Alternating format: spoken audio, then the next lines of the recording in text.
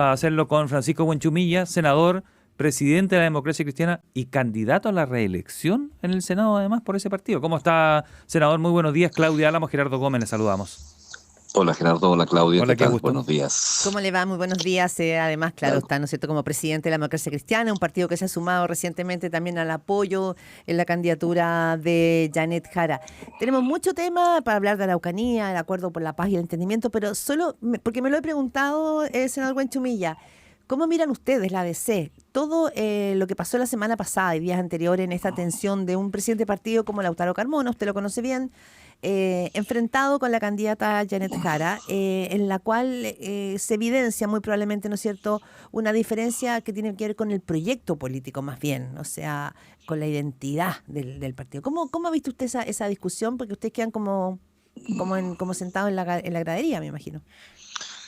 Bueno, cuando tenemos una coalición múltiple con 9 partidos, yo creo que la principal responsabilidad en que no haya ruido en el debate público es el partido justamente del candidato o de la candidata en este caso.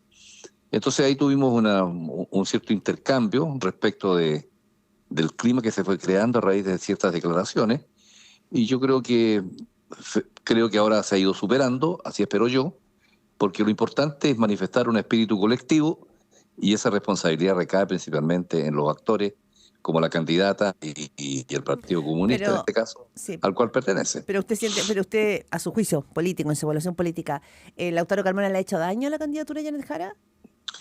Todas esas desavenencias públicas, eh, puntos más, puntos menos, claro, significa estar en el tapete de la discusión permanentemente y por lo tanto creo que no le hace bien, digamos, al clima interno para afrontar bien el trabajo electoral que tenemos que abocarnos en estos meses. ¿Es una tensión evitable?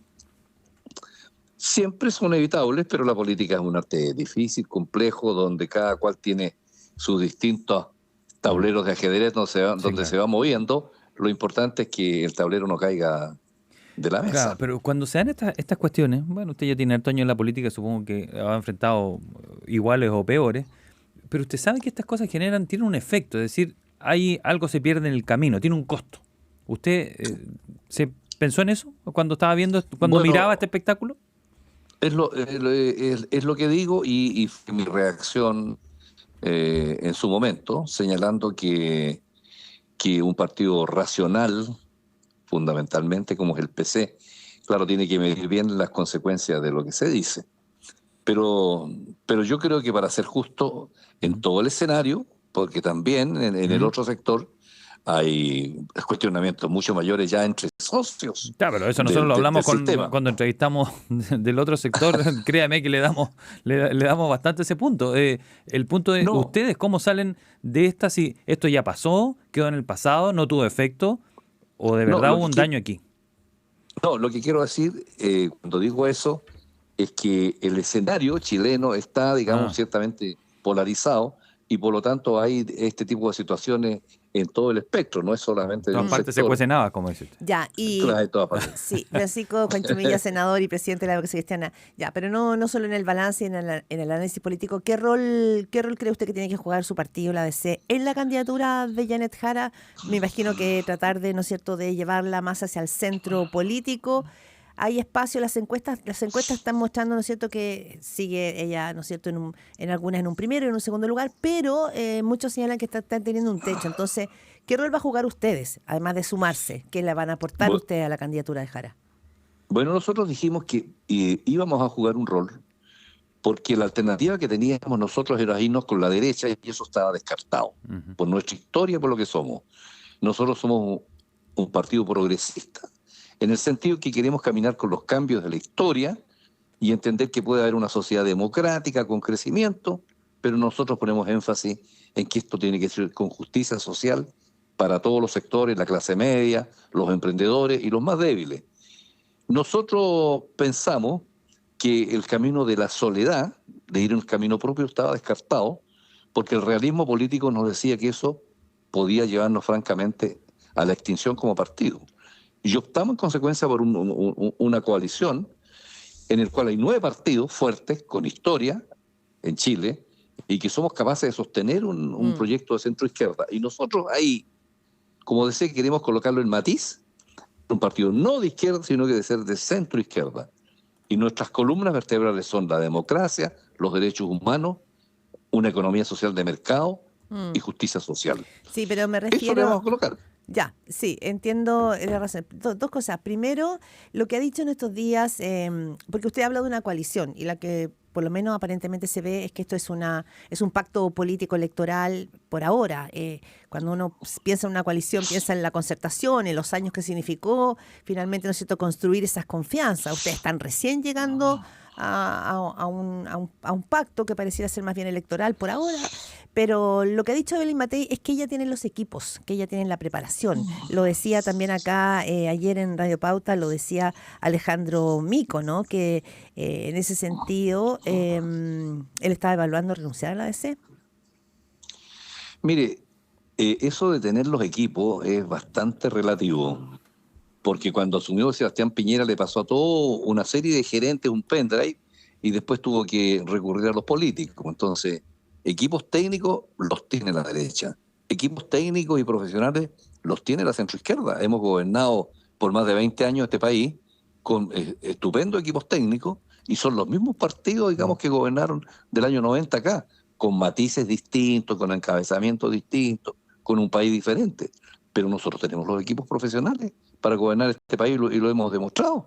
Y este mismo gobierno forma parte de esta nueva coalición. Entonces yo creo que no va la discusión pública por ahí. Usted escucha a Francisco Buenchumilla, senador de la Democracia Cristiana, presidente de esa colectividad, conversando con Primera Pauta. La candidata no ha subido mayormente la encuesta hace bastante tiempo. Eso da cuenta, al menos al revisar todos los sondeos, que no tiene ninguna chance en segunda vuelta. Nunca, no le gana a nadie, salvo a Franco Parisi, veía la semana pasada, en un escenario hipotético. Y el PC, algunos han leído que eso ya lo leyó y que ahora está más bien preocupándose de sus candidaturas legislativas, es decir, está salvando los muebles. ¿Usted ha hecho esa interpretación, esa lectura? Es que mire, cuando hablamos de una primera vuelta, hay no sé cuántos candidatos, 8, 9, no sé cuántos son. 8. Bueno, con 8 candidatos es imposible que nadie suba al 40%, porque la votación se divide. La derecha está dividida y está estancada también en el 20 y tantos %. Entonces, en primera vuelta eso va a ser así. Y van a ganar los dos primeros. En segunda vuelta va a haber una definición de la gente, del país, en torno a las cartas. Pero es difícil que alguien diga, mira, subo del 25 al 40. Imposible con 8 candidatos. Sí, pero las encuestas dicen que bajo ningún escenario ella va a ganar en segunda vuelta. Ninguna. Bueno, se decía lo mismo en la elección pasada entre Boric y Kast, y vea usted lo que pasó. Hablamos esta mañana aquí en Primera Pauta con Francisco Buenchumilla, senador, presidente de la Democracia Cristiana. Francisco Buenchumilla, mañana es 4 de septiembre y viene, ¿no es cierto?, ese recuerdo del rechazo contundente que tuvo el primer proceso constitucional. ¿Por qué se lo digo? Porque hay candidatos hoy día que van en la papeleta del oficialismo como candidaturas parlamentarias, como Elisa Loncón, por ejemplo, y Jaime Baza, que lideraron esa convención. Y llama la atención porque para ellos más bien como que no hay como mea culpa respecto de lo que pasó allí. Y yo creo que va a ser un tema de análisis mañana cuánto marcó el devenir del gobierno y de las fuerzas de la centroizquierda ese proceso constitucional. Mire, pero para ser justo, yo creo que los procesos constitucionales ameritan un mea culpa del país en su conjunto, porque el país no fue capaz del primer proceso constitucional ni en el segundo proceso, manejado por los extremos, si usted quiere, de decirle al país, mire, estos son las reglas del juego que queremos proponerle, y tenemos 2 procesos fracasados. Entonces fue el país el que tiene que hacer una reflexión y tiene que decir por qué no fuimos capaces, digamos, de llegar a un acuerdo en una cuestión básica y fundamental, cómo son las reglas procedimentales, las reglas sustantivas de que da cuenta una constitución, más allá, digamos, de que afecte a un sector u otro esta fecha. Yo creo que los procesos es una herida que tenemos como país de no haber sido capaces de llegar a un acuerdo sobre esa materia. Ya, también en estos días Elisa Loncón ha hablado de la Araucanía y de algo que usted mismo lideró junto con Alfredo Moreno, que es la Comisión para la Paz y el Entendimiento. Hay dudas respecto de la consulta indígena, lo planteó ella primero, se han ido sumando también otras voces respecto del tema. ¿Esto pone en jaque el trabajo que hicieron ustedes en esta comisión, senador Guanchumilla?